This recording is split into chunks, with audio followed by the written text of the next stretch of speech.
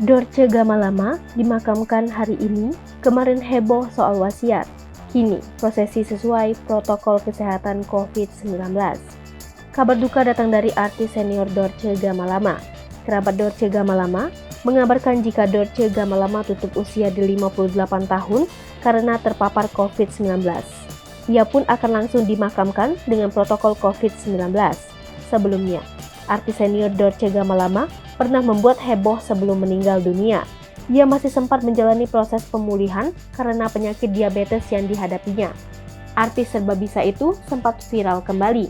Karena di tengah kondisinya yang sakit, Dorce Gamalama meminta pertolongan dari mantan Presiden Republik Indonesia, Megawati, dan Presiden Republik Indonesia, Joko Widodo. Tak hanya pernyataan itu saja yang membuatnya jadi sorotan. Dorce Gamalama juga mengaku sudah menyiapkan kain kafannya jika meninggal dunia nanti. Anak-anak Dorce Gamalama sudah mendapatkan wasiat darinya karena merasa umurnya tak panjang. Bak sudah mendapatkan firasat umurnya tak lama lagi, Dorce Gamalama juga minta dimakamkan di tempat yang sudah ia siapkan.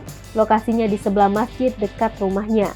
Kendati sudah punya firasat, pembawa acara Dorce Gamalama memiliki tekad besar untuk sembuh dan bisa kembali berjalan dengan kakinya sendiri.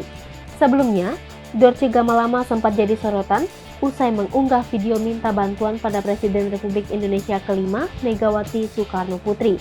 Sejak sakit dan membutuhkan perawatan intensif di rumah sakit, Dorce juga telah dibantu oleh pejabat publik lain seperti Menteri Badan Usaha Milik Negara Erick Thohir dan Presiden Joko Widodo.